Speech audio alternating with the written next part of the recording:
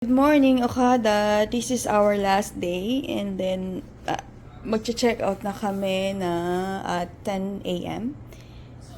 Pero bago kami mag-check out, nag-order muna kami ng private dining. Umorder kami ng bok choy and lomi. Ito pala ang lomi and bok choy. So nagpa-order na lang kami dito sa room para hindi na kami bababa kasi magpe-prepare na rin kami for check out. Yan. Morning! Bye! Okada, Manila. And this is our last day. We are signing off or checking out from our hotel.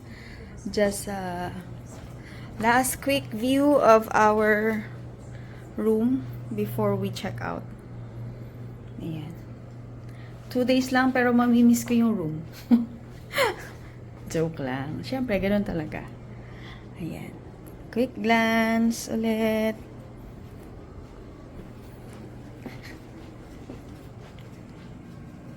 Walk-in closet. Malinis naman. Kinuha namin ang aming mga gamit. And then, balik tayo sa receiving area. And then, sa guests. Washroom. Bye! See you, Riyadh, later. And then, back to the minibar. Okay naman. Yung in-order namin food kanina. Okay. Bye, Okada. See you again. I hope to see you again. Bye! Our final day in Okada. Mag-check out na kami. Overall, yung room is excellent. Siyempre, may mga okay naman yung size. Halos pareho lang sila ng ibang mga high-end na hotel. Siyempre, ang umaangat lang dito sa Okada is yung kanilang technology.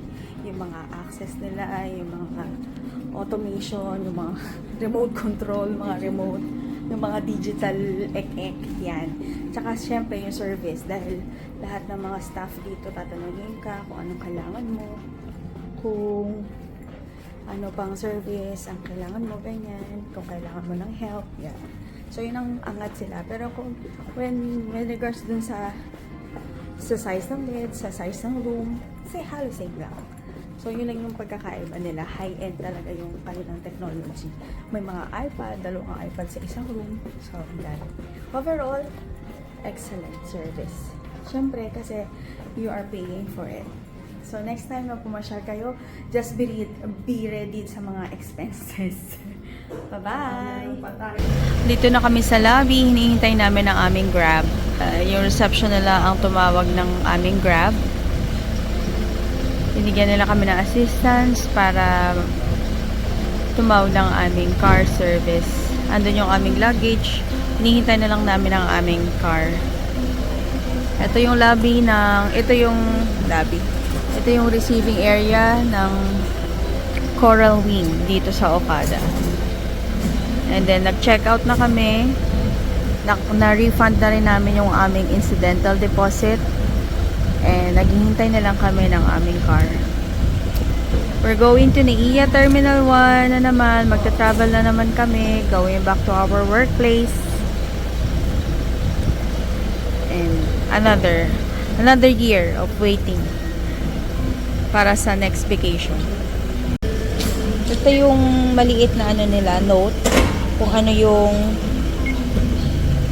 vehicle type, anong plate number, and how much yung babayaran mo sa kanila.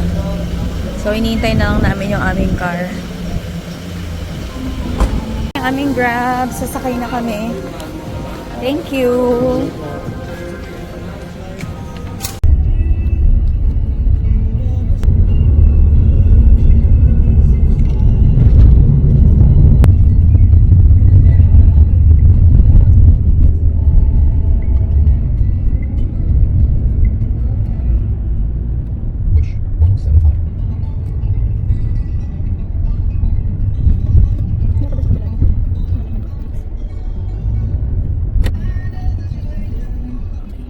We're here.